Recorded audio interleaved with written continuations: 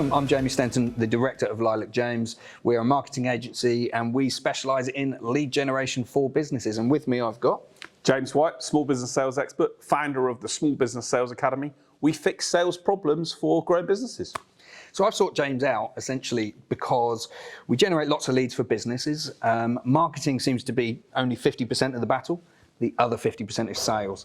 And if you're generating leads for your business and they're coming in through Facebook lead generation campaigns or Google ads, if there's no conversion off the back of that, then it's kind of pointless. You're just wasting your money paying an agency or paying for Facebook advertising spend. And we consistently find, James, that people struggle to get hold of the leads. They definitely struggle to convert them. So although they get really excited when these leads come through, and I'll send them a nice big lead list and the leads are qualified, you know, they're the right demographic, the right interests, etc. Often after that, I just find businesses really struggle. Is that something that you commonly encounter, particularly with Facebook leads? Yeah, massively, mate. I think, being honest, I think the issue is twofold. Firstly, generating leads is difficult, but those leads are what I would generally call an MQL, a marketing qualified lead. Yep. You've then got to do work to convert them into a sales qualified lead, an SQL. Right. And the reality is a lot of people don't want to do that work, or they assume that every lead that you give them should be on a plate, like it's like a dinner, ready to buy there and then. And actually business and sales doesn't work like that. Yep. The buyer is still going through a journey in their mind about who you are, and you were just at the start of that journey. So what we've got to do is make sure we do the right actions at the right time to move the buyer from there through to hopefully becoming a customer. But the reality is many companies do that badly, which is why probably we're here. Yeah, well, precisely that. And so, you know, I was hoping from this video, we'll be able to show it to some of the clients so they can actually develop themselves, develop their sales teams. One thing that I find is companies report back that some of the leads don't answer the phone, don't reply to emails, and sometimes when they do get hold of people, they're not in that place to buy. They're finding that the inquiries can be tentative. And I think that's normal when you're doing cold audience leads, when we're sort of running the marketing campaigns to cold audiences. And when they're on remarketing audience, they're generally a little bit better, a little bit further down that process. But what are the sort of biggest mistakes that you see people make when they sort of very first engage with that lead? Yeah, it's a great point, mate. And I guess there's a number of mistakes that we see, but the biggest one I see generally is the assumption that that lead is ready to go. And if you think about the process, so I always think when you go through the process from a buyer's perspective, they're on social media, they're scrolling on their phone, maybe they're sitting, you know, on the bus, maybe they're literally on a tube, maybe they're literally at home in the evening and they're just flicking through social media, and they see something that attracts them, right? Because you guys are great at doing the marketing, you're great at being able to, you know, and I always say people only buy from a problem or desire. You've put something out there that makes them go, okay, that's interesting. They click something that then takes them off to another page, which then makes them go, okay, I'm interested in that. Okay, they're interested. You've created their awareness and attention around something. But absolutely, is there more work to do to then move that person through the funnel? Yes, there is. The buying process we all go through as human beings is we have this sense of, well, actually, who are these people and who are they and what do they do and they're saying they can solve my problem, but can they? And actually, where are they based and who are they and et cetera, and all these buying processes that go on. And so the worst thing that I see a lot of companies do in this situation, it's a bit like, and the best analogy I can give you is, remember when you and I were dating, we're married men now, but when we were dating, it's a bit like seeing, you know, someone across the end of a bar looking at you and thinking, oh my God, that's it, I'm definitely going to marry that person. Yeah, absolutely. Well, hold up a sec here. No. They might be looking somewhere behind you. Yeah. Right? The reality is they could be, exactly. But the point being is, we have to be able to still engage and nurture the relationship in order to be able to move that conversation hopefully forward into something that is a relationship. But most businesses that I see that opportunity and go bang, straight in. And there's a great phrase that I always use, desperation is a stinky perfume. And so if people are literally, as soon as they get a lead, getting on the phone to someone, I've actually had Facebook leads say to me, no, I didn't do that. Well, I know they did, because otherwise how would I have got the information? But because people don't like to be sold to, because they feel that they're going to be put under pressure, the first thing they'll want to do is actually lie and say they didn't do something. So we'll talk maybe about some of the mistakes that people make in a moment, but the key thing I always say to people is, at that stage in the process, your job is to nurture and to engage and to continue to add value to make them think, I saw Jamie Stenton's ad, I really like actually Jamie. I like the way he comes across. I like what he says. And by the way, he's solving a problem for me. This guy's really intriguing. And if you continue to what I call value stack through the process, then you're going to stand a far better chance of engaging and hopefully doing business with someone than just being in a position where you pick up the phone and say, do you want to buy from me? Which is what I think a lot of companies do right now. Spot on. Yeah, and we see exactly that. At the moment, we're running lead generation campaigns for a variety of businesses, but just to give you a snapshot, and I suppose the question after the snapshot was, how would you vary your approach depending on the purchase value of the product? So one of them, we have a franchise business. Yep. And what I always say to the owners of this business is, we're asking people to take a really big it's a really big commitment. We're asking people to change their career, and they've got young kids, they've got families, they then have to pay the franchise fee. And it's for an incredible business, an incredible opportunity. But there's a lot of trust building that must go on.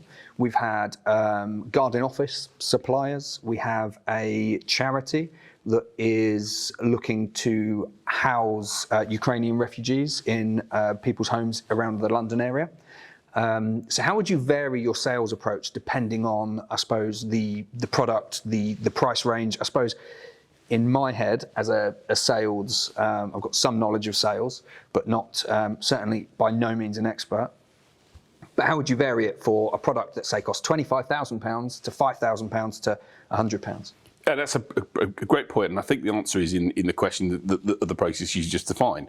So I would say to people, when I look at Facebook or Instagram or whatever else, one of those tools myself, and I see something for £50, I might go, all right, what's the worst that can happen? It's 50 quid. It's not going to be the end of the world. But if I'm selling a franchise, for example, for £10,000, £5,000, whatever that franchise is, like you say, it's a big life-changing thing. Now, some people are quite impulsive. Some people will go, okay, I do want to just make that decision and go for it. But what I actually see happen quite a lot in those cases then is what I'd call buyer's remorse. Because what they do is they make a decision, and sometimes it can be when they've had a glass of wine, or it can be any stage in time, and then they go, oh, I made the wrong mistake, and they try and cancel out of it. Yep. So the reality is, the bigger the buying process, the bigger the price, the more likelihood is that it's going to create a bigger buyer journey. And what the buyer is looking for is generally 4 things. I always think the 4 things of sales are critical. The first thing is problem or desire, and is what you do relevant to them? Are you offering them a solution to a problem that they've got that they get frustrated about, or is it something they want to put in place? The second thing is understand them. Do they think that you understand them as people and that you really get who they are and their dynamics? And the third and fourth things on there are they believe that you can solve the problem, they trust you to make it happen. So when you're selling a £25,000 service, people are at the start of that journey. They're literally going through this process of, well, what is this? And actually does solve the problem, I think. And okay, I'm not sure. Maybe I need to see a bit more evidence of that. Or maybe I might want to see some other examples of how the problem can be solved. Or maybe I need to get a sense of who the company is, because I don't want to put a deposit down for something if I don't know the company. There's all of these factors that are going through the buyer's mind, like they go through our mind when we're buying something. And if you as a business go straight into then emailing someone to say, for example, our price is this, what you've basically done is you've not had a chance to understand them and their dynamics. And the chances, I would say, of you converting that business is very small, because they are basically only going to see the price. They're only going to see one factor and think, does it make sense? Does it stack up? Yes or no? No, it doesn't. Move on. So the job of the good businesses is to nurture, to add value, to continue to share ideas and things that can help them. And if you do that through what I would call great automation campaigns, through great Facebook campaigns, through retargeting. So when we do Facebook marketing and we've taken the advice that you guys give, we'll try over a period of time, maybe for a couple of hours at a time, to continue to value stack. I want people to think, wow, they're helpful, they're useful, they're really engaging. I want to learn more from those people. Yeah. Because then when they do want to then pick up the phone, they might even pick up the phone to us, or they might reach out on social media, or then when we do speak to them ourselves, they're going to be more open to engaging. In terms of the sales approach, there's lots of different ways that leads can come into your business. Obviously, we're specifically talking about Facebook lead gen, but it could be leads through your website. The lead could come in organically through search engine optimization. We always find those leads seem to convert a bit quicker because people are generally actively problem aware and they're solution aware, and they're looking for it and they find you. So they generally is a bit of a smoother. But sometimes when the marketing's a bit more disruptive, like a Google ad or a Facebook ad, the lead will come in the same through the website, potentially. Obviously, Facebook lead generation is slightly different. And then there's referrals, recommendations, there's a range of networking events. It goes on and on and on. So what's the difference between these types of leads in terms of how you treat them in your sales approach? Yeah, a great question. And so the honest answer is there is no one set answer, because anyone could come in from Facebook and come in from your website and both convert at the same time. And I always say to people, invariably, sales is like a 5-lane road, right? You wouldn't run across from one side to the other and try and get across that road in one go. Or to the analogy that we talked about earlier on, you wouldn't just try and go out and someone say, will you marry me on the first date? Yep. You try and go over and have a chat to them, and then buy them a drink, and then offer to have dinner and blah, blah, blah, and go from there. Now, sometimes you will find the odd exception to that, which is someone will say, yes, I saw the person, I wanted to marry them, we married, and we're happy ever after. But in most cases, you've got to build those elements up. So what I would do with a Facebook lead coming through, what I would want to then do is, A, that person's expressed the expression of interest, but it is nothing more than that. They might have they might have even clicked the button by mistake. They might have done it where they've literally been browsing and it says it's social media, right? They're doing it in their social time. Yep. So they're doing it. So what I want to then do is try and validate, if you like, that information. So what I'm looking for is, can I get more views from them? Can I get them to actually see more of my content? Can I get them to download another guide or another resource or another material that I'm going to give them? Or if I have got a telephone number for them, maybe I can use even not necessarily a phone call, but maybe a WhatsApp for Business or a messenger tool to be able to engage with them, just to find out, thanks ever so much for downloading our information. We're really keen to get to know you. Tell us more about what resources we can help you with. Your goal at that early stage should still be about trying to give something.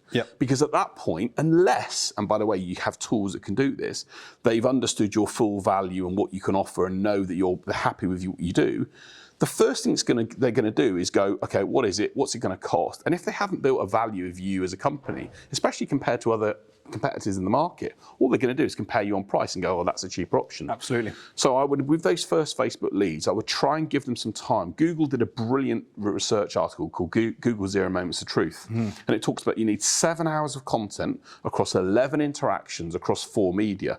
So my question to those Facebook leads you've got is, continue to sort of keep them, if you like, in a big pot. Try and give them content that warms them up. You can do clever things you guys do that can retarget videos and retarget content at those.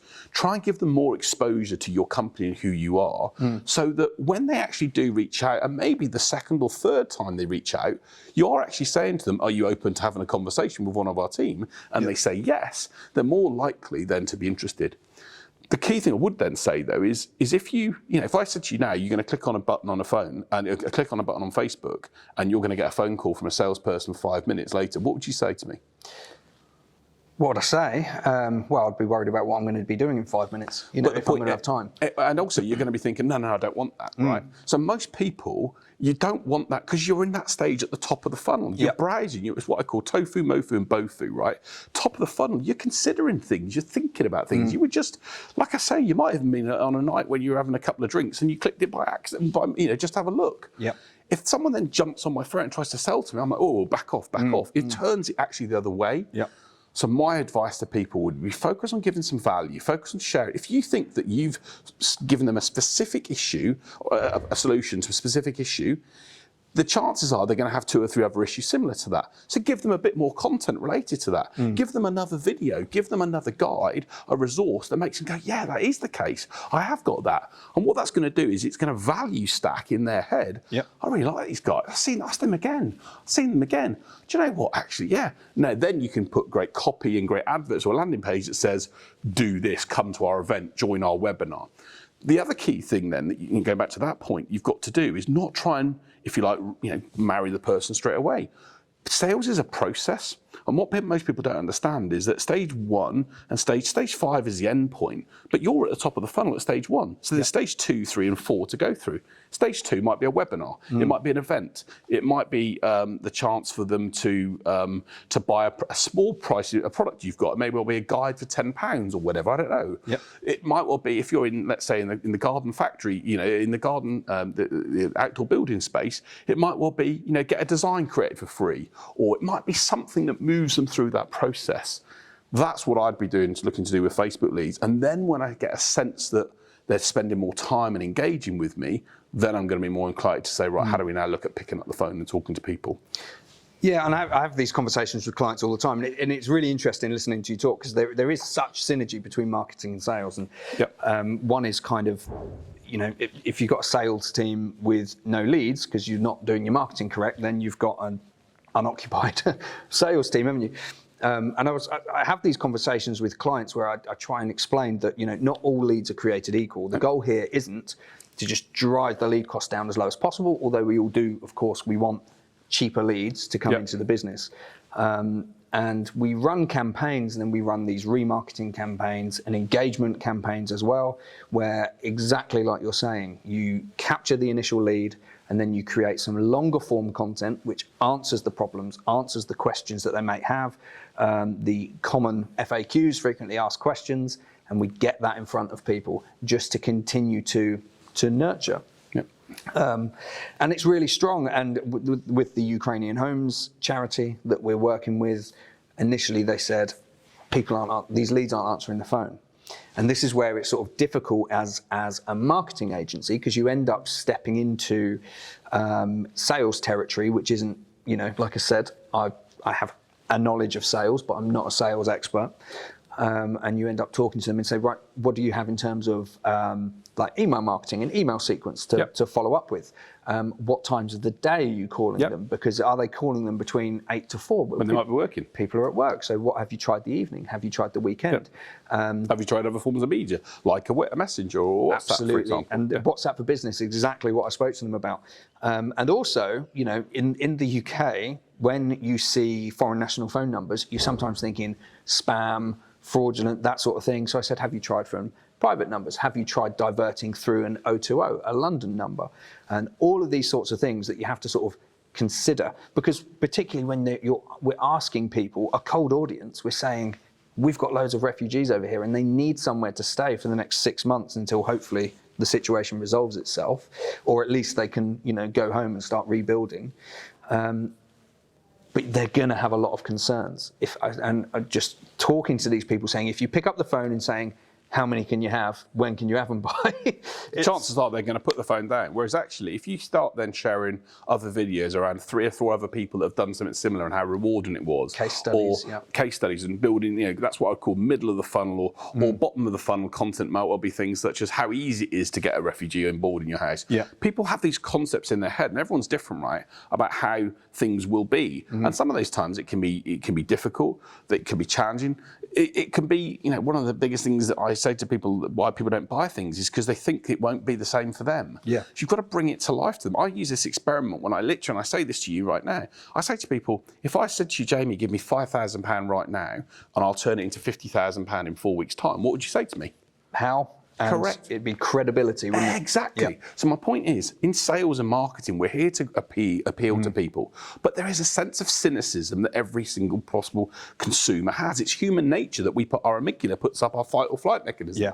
So what we're doing is we're looking for that evidence. We're looking for the guarantee that what you're saying to me will come true. And that comes through when we actually see more and more people saying the same thing. That's why Trustpilot is so, you know, big grown as Google reviews, because people see 5,000 people saying it's good. TripAdvisor, right? You see 5,000 people saying it, well, actually, it must be good. Now, everyone says, oh, they're fake. They're not. The reality is there is a good evidence. If you read them, you'll see it for yourself. But the point for us here is this. Those leads, they're at the top of the funnel. They're potentially interested. But statistically, okay, so we've worked with 2 large organisations. One was a very large telecommunications company, and one was a large city trading company. And what we found is when they generate their marketing leads, on average, only a quarter of those, so maybe 35% at best, industry averages, right, will turn into what we call sales qualified leads. The other 60-odd%, unfortunately, are just people who just weren't that position to go through the process. And they're never going to be that. Not everyone that gets on the train in London gets to Edinburgh. Some people get off at different destinations because it's just not right or right then. So clever marketing can bring that back. So you've got to understand that not everyone's going to go on the journey with you. But the second point is when you do engage with them, you've got to make sure that you engage them as a human being to understand their situation.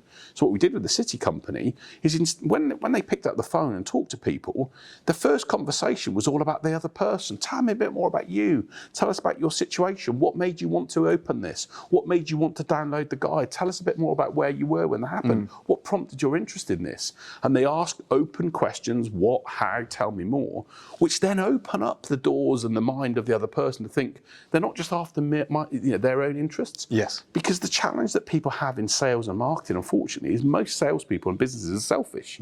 They sell based upon what's right for them, not what's right for the other person. 100%, yeah. And therefore, it puts the barriers go up. So I've just literally spoken to my niece today, who's been looking to buy a new car. And she's gone to a big car garage, and the first thing the car guy said to her is, oh, that car, we're selling cars really quickly, and they won't be available for long, you need to act soon. It's like, come on, mate. And that's why people don't like car dealerships, right? Yep. Because it's bullshit. I'm sorry. It's Yeah. you're not telling me that car is the only car. The point is they're focusing on themselves as the car salesman, not on what's right for the client. Yeah. Now, if they'd have actually said, tell us a bit more about your situation, what prompted you to come here today? Tell us about the challenges you're facing with your current car. They would open up and have a conversation. They feel like they can trust and build a rapport with that person. And then they're more likely to think, oh, well, I really like Jamie because he was the person I spoke to who wasn't interested just in himself, but was interested in us. 100%. Sales and marketing is all about what we can do for the other person. How can we solve an issue in their world? How can we make a difference for them? And when we start thinking about it like that, rather than what's right for us, better things happen. So, James, you've mentioned a couple of times MQLs, marketing qualified leads, and SQLs, sales qualified leads. Explain to me what you mean by that and what the difference is. Yeah, great point. So the honest answer is a sales qualified lead is a lead that a salesperson or a business owner has had a conversation with someone or a discussion and known that there is the criteria that you set for your ideal customer, that they are within that, okay? Yeah. And the point being is that you can sell to everything to anyone all the time, but most businesses, successful businesses, know their audience and know where they're perfect because they can give evidence and examples of how they've done it before. Yeah. So when you've actually had a conversation with someone, doesn't mean to say they're going to buy, doesn't mean to say they've made a decision to buy, but some initial conversations have actually led you to the point of, yes, there is an opportunity here. Yeah. And we've then still got to do work to bring them forward. The marketing qualified leads to me are literally what I would say people that have clicked on a download, they've clicked on a lead magnet, they've done something that is, if you like, without human interaction, for want of a better phrase. They've seen an advert created and they've done something. Yes. And then they are in a, if you like, a funnel. And our job in marketing qualified leads is then to turn those MQLs into what I call SQLs. Into the conversations. And into the conversations. Now, obviously, if you're selling a £10 product, you're probably not going to do that because it's not cost effective to pick up the phone and have a conversation.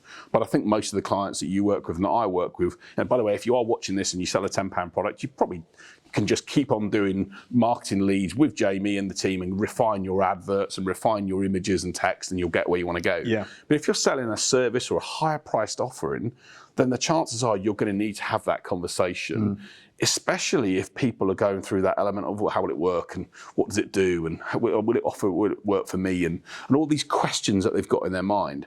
And the goal within that type of marketing or that type of, if you like, the way to move them from MQLs to SQLs is to answer some of those queries that they've got.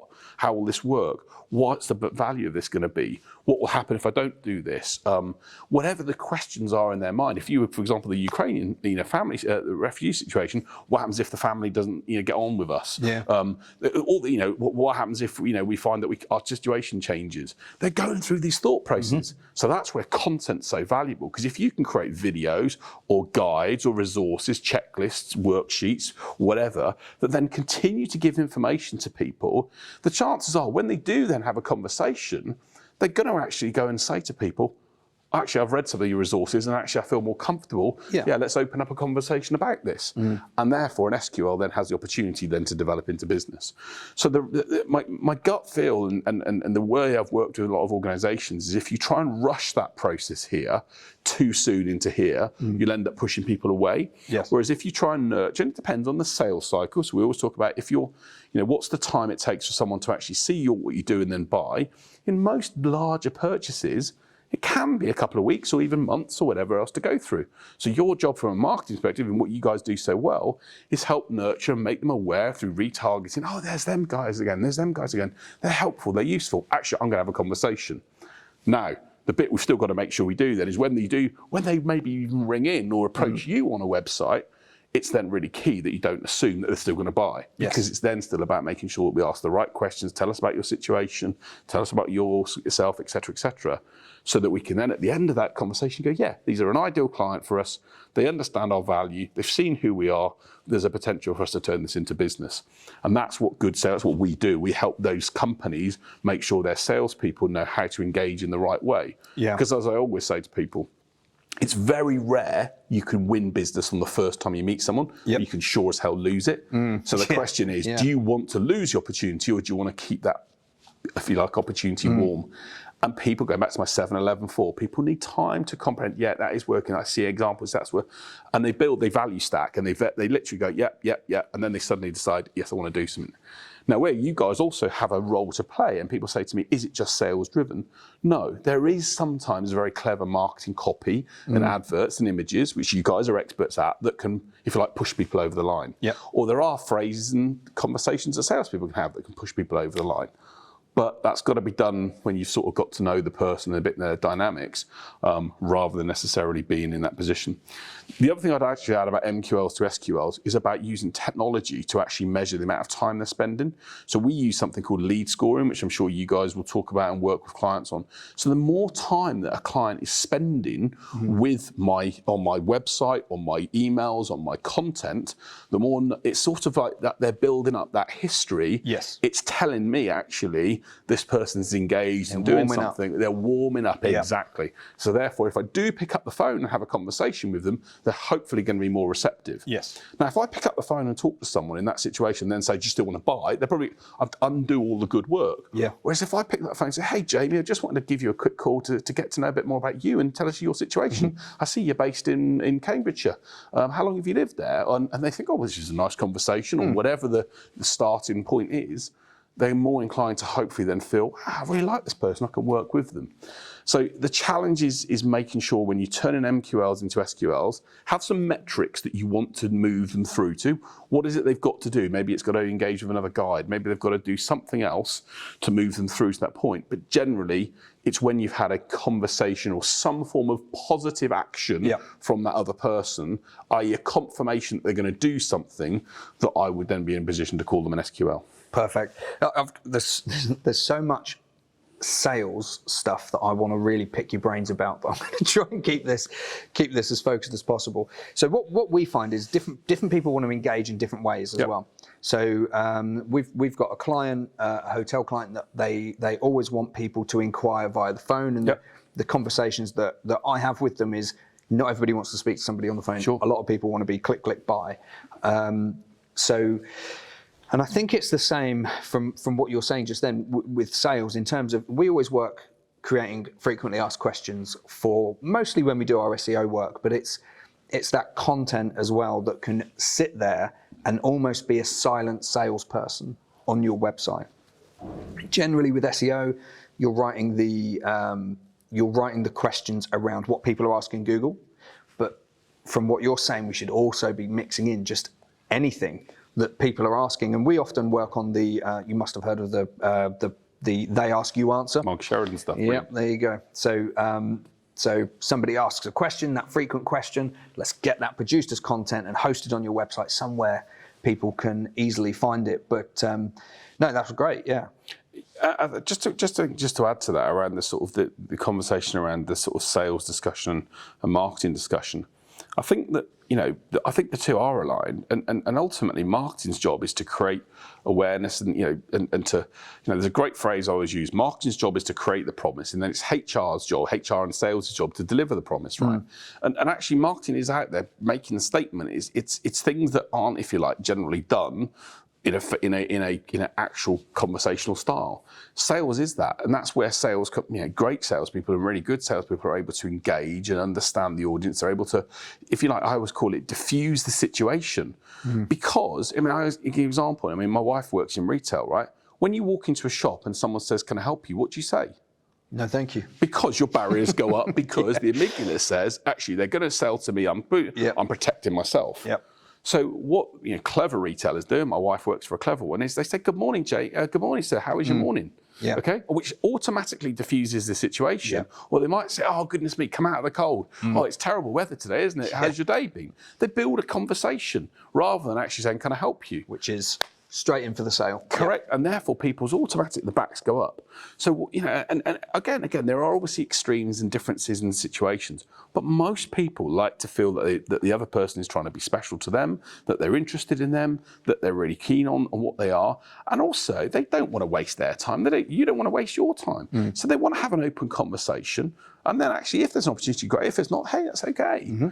It's just about making sure that you do that in the right way. And my experience is companies like yourself are brilliant at creating leads. You'll create bucket loads of leads for people, but then the email that they might send, well, I mean, I'm working with a company, I won't say the firm, who have sent 37 emails with their price on in the last month and got no response. And I literally, as I've come in, I've gone, there's a reason why that's happening. Yep.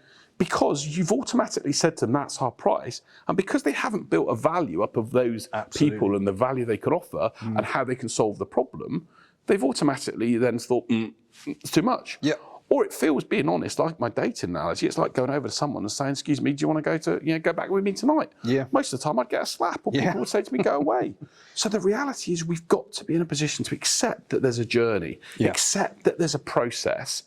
And the reason companies tend to push into it too much is because they haven't got enough at the top of the funnel and they're rushing it to hit a target, which is why me and you always talk to people about regularly doing sales activity, regularly marketing activity, regularly being visible to service the needs and the wants and problems of your audience. And if you do that well, your vibe will grow because people will start to see that you're great at what you do. They'll see that you're solving problems and they'll go, well, actually, I want to be in that same position. 100%.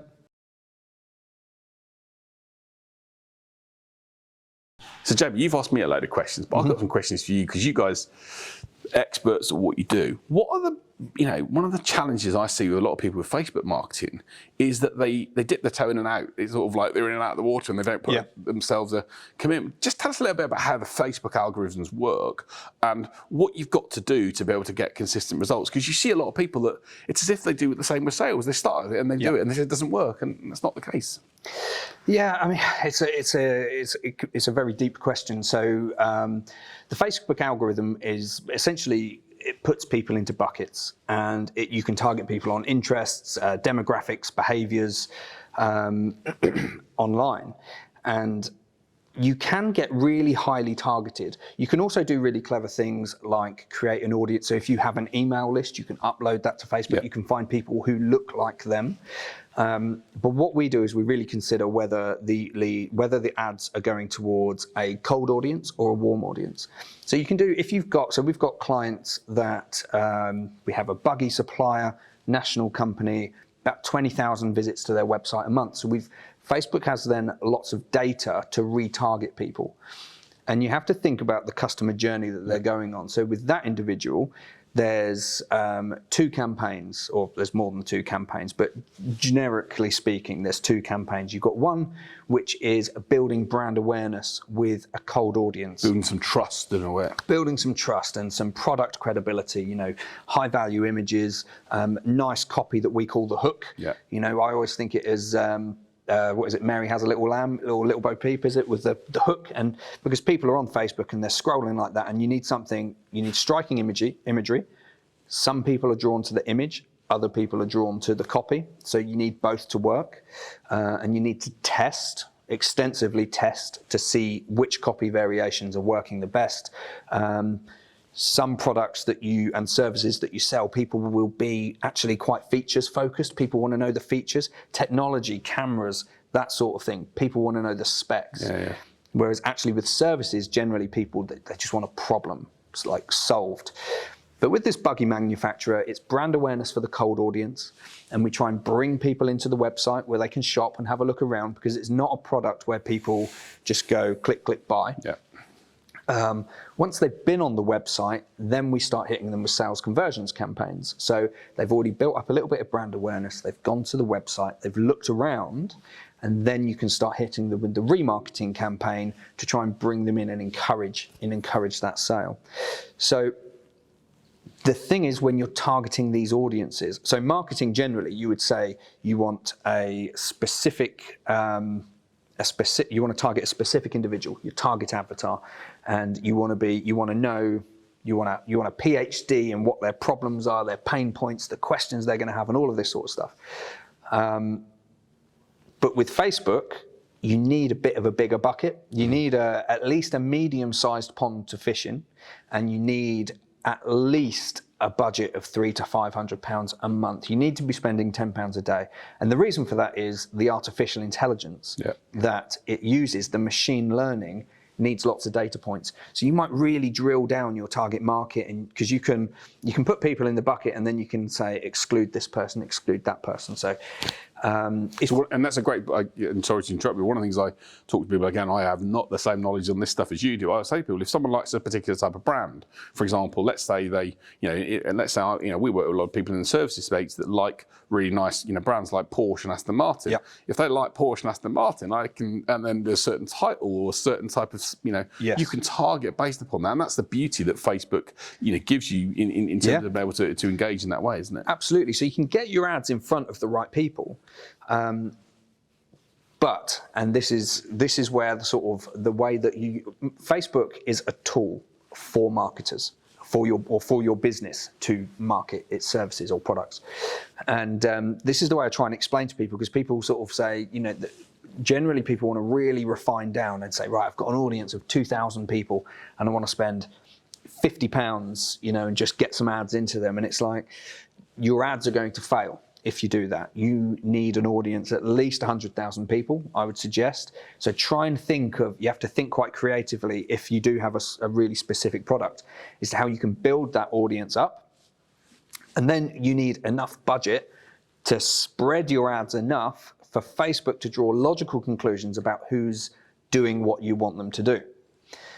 And your ads also have to be optimized for the right thing. So this is what I often see the mistake people make when businesses come to us and they're after professional Facebook management because they're not seeing the return on investment that they would like from their ads, and they're often optimizing for the wrong thing.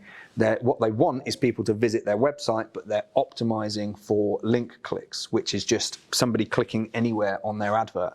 Whereas actually, if they'd optimized for landing page views, or with a sales conversion campaign for somebody to subscribe or to download a lead magnet, exactly, or actually physically make the sale, then Facebook will find people who will do that. It will draw conclusions and use its AI to learn as best it can.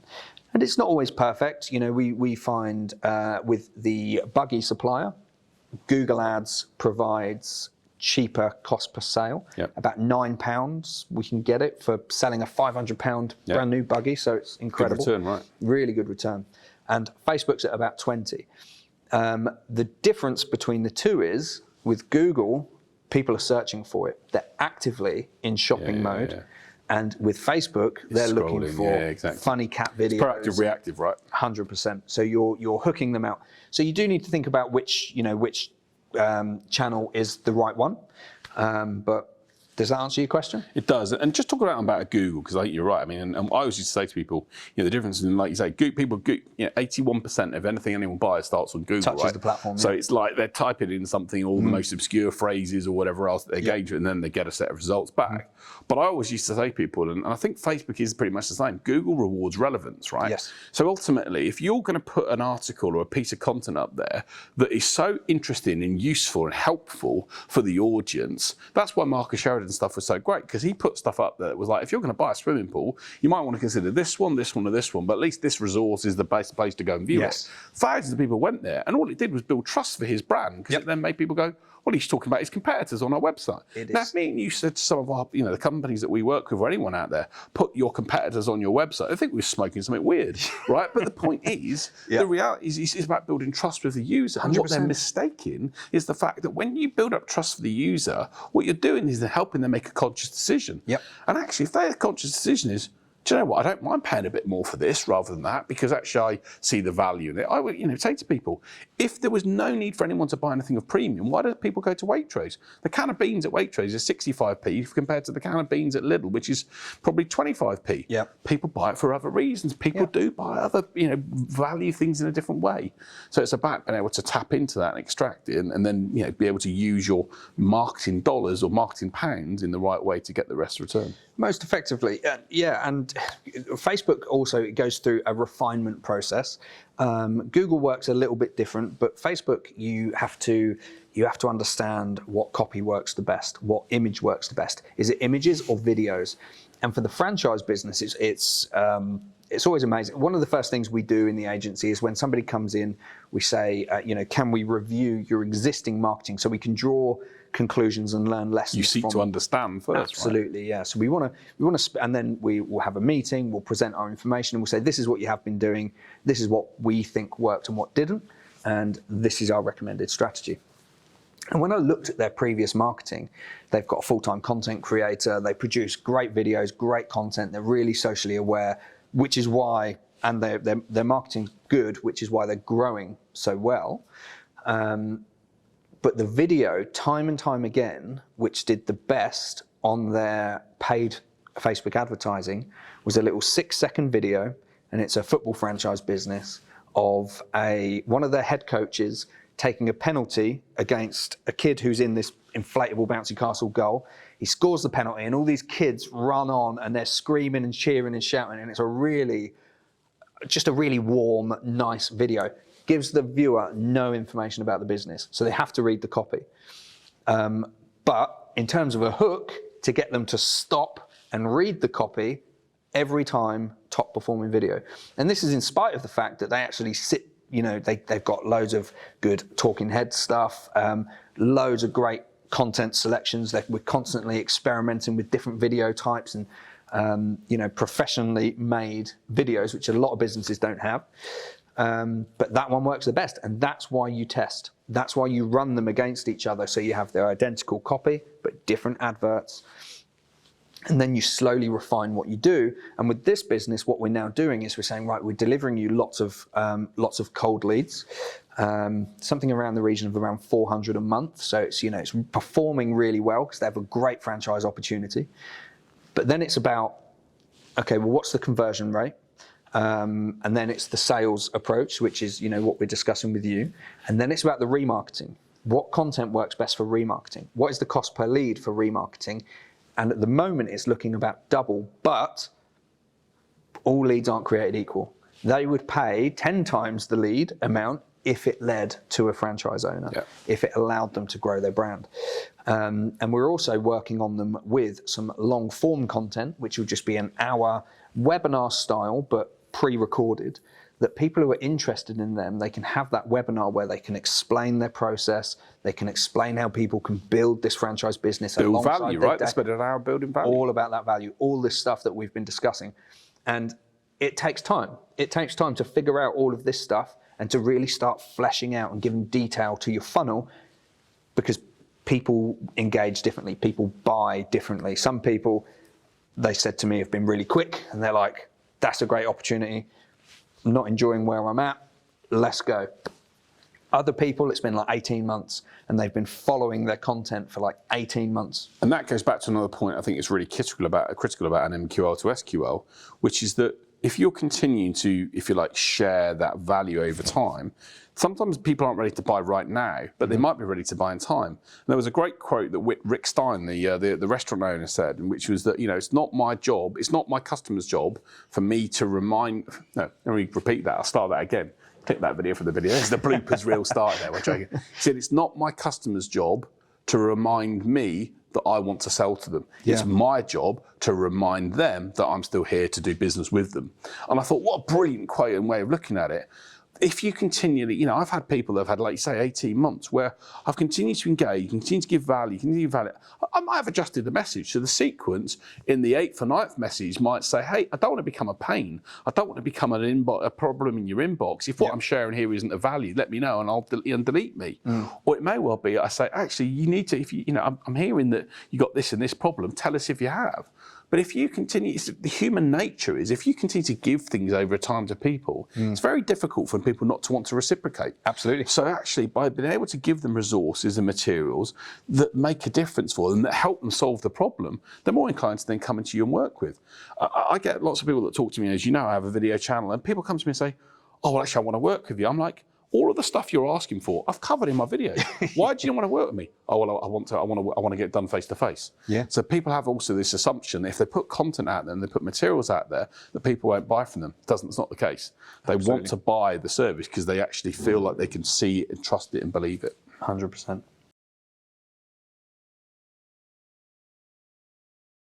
So James, what are your 3 biggest tips for how a business should convert a lead from Facebook?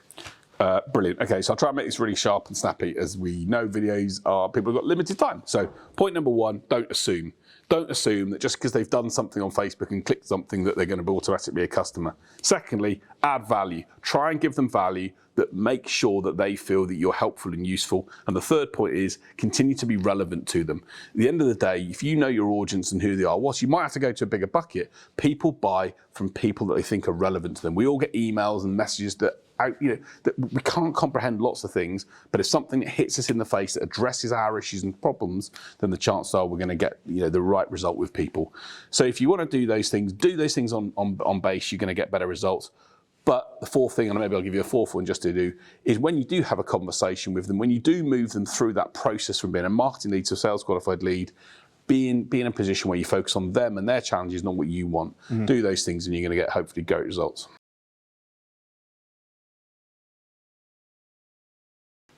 Okay, James, you spoke about the need to build trust, confidence, credibility, add value in that sales process.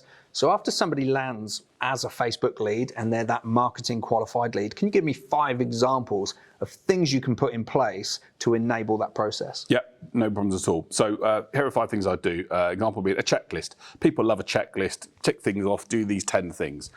Next one would be a cheat sheet. In other words, give them 4 things or 5 things that they can do as a cheat sheet to overcome a specific problem or issue they've got.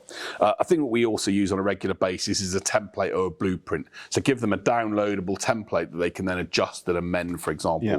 Another thing I would then do would be a resource list. So it may well be a list of 100 or a list of 200 things. There was one great resource I once accessed, which was 700 phone scripts. And it was like, wow, okay, well, fair enough. I'm not going to be able to lose as a result of that. A book, for example, or a worksheet is another good thing. Or maybe, I'll give you a 6th one, it could be a quiz. It could be something that basically enables them to score themselves against someone else. Those are 5 or 6 examples of things you can do on a Facebook lead that if people are committing more time and doing more with you, it's going to hopefully move them through the process.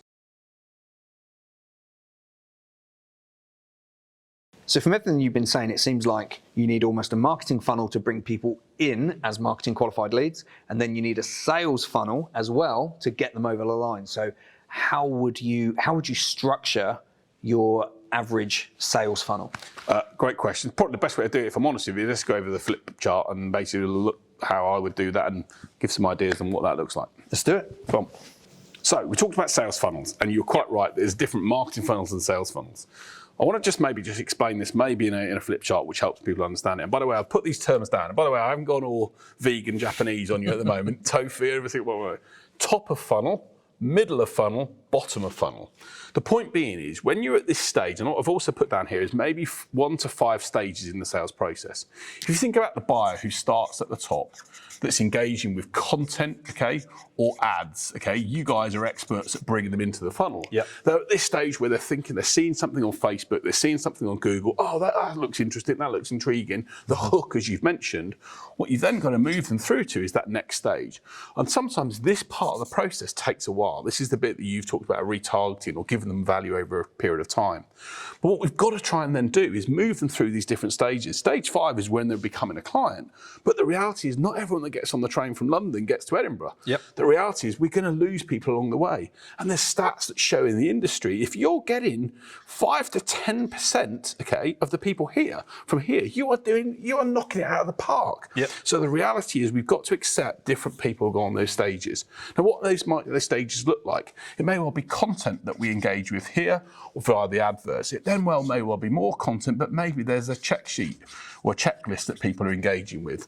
Or it may well be that they've actually spent more time, for example, on videos where you've been able to record that set of information. And what they've then done is done a purposeful action to say, I'm looking to do something. They've committed some time. They've committed some elements to move to that next stage. The key thing here, and whether that's through a call or whether it's through a webinar, or maybe it's an event, for example, that they run. You want to then get the user to commit more time, and hopefully what we're then going to then start to do is to then get into a position where we have calls and proposals and then do business with people. And the reality is, people are going to take that information here, built upon what they've built upon above here. But if you try and start moving people just from this process where they've downloaded a guide to suddenly then becoming a customer, it's like I say to people, if you try and eat an elephant in one go, it's going to give you indigestion, right? You've got to move through the funnel and accept that people are on this journey. And this time can sometimes be 2, 3, 4 months, but even longer. Yeah, and there's such synergy between this and a marketing funnel, because what you're saying, I mean, with your train analogy, like you say, if you try and make the sale up here, people are just going to be jumping off the train. So it seems like relevance is highly important here, particularly if you're going into calls and you're looking at events and you're looking at webinars and this sort of thing. If it's not relevant to the problems that they're facing and it's perceived as too much of a sales pitch, they're off the train. They're off the train. Exactly. And the best thing they can do and work with you is go through something called a buyer journey. I always talk through people about the buyer journey. The things, for example, at top of funnel are things around what is this? I'm intrigued, insights, content. The stuff around the bottom of the funnel, generally show me examples of other people who have done it. Give me case studies. Yep. Give me examples of people that have got videos. Here, it's more, okay, so you've intrigued me. How are you going to do it? This could be more your blueprint for how you make it happen, or a guide or a diagram that, for example, an infographic that can show how things do things, or it may well be stats that back up the initial thing you've done here. Yep. The key thing is top of funnel, middle of funnel, and bottom of funnel. Consider your buying process through your customer's eyes. Don't just see it from you as the person selling something. Would you literally, the people we've talked about, they're selling £15,000, £20,000 services. Would you go and buy a £15,000, £20,000 service just off the bat? Yeah, no, absolutely you're going to not. go on a journey. Accept that your buyers go on a journey, and if you do that, you can generate fantastic amounts of leads at Facebook, but there's no point if you then don't get them through to the other end. So we've put a lot of stuff on the notepad here, but if you want a copy of this, reach out to Jamie, get in contact with Jamie, and there's actually a checklist and a cheat sheet we can give you on a sales funnel that will give you completely free of charge. There you go, there's our lead magnet and engagement with you that we can use that goes through that whole funnel. We can give that to people, right? There's a resource that we can give people to help them put in place the right things they need to do, and even the types of content to use at this point. So just get in contact with Jamie, we'll put a comment in the section below and we'll send you that for free. So there you have it. That was all about turning Facebook and leads into business. Did it help you? If you think it did, put it in the comment section below and tell other people about it, share the video, and let's like it and get other business owners getting great results. If you thought it was rubbish, put it in the comment section below as well. Tell me, I don't mind. I've got skin like a rhino's backside. I can take the criticism. The reality is our focus is on helping you as a business owner get great results with the sales and marketing you do. So let's just think about this. Is the bin full of leads that you're not going to use? No, it's not. We're chucking the bin away. We don't need the bin. We're doing the right things to convert sales leads into sales business that does good things for us, puts money in our pocket, helps us develop. That's what we want to do, get you and your business in the right place. Hope you've enjoyed watching the video. If you have, like and subscribe to the channel. See you next week.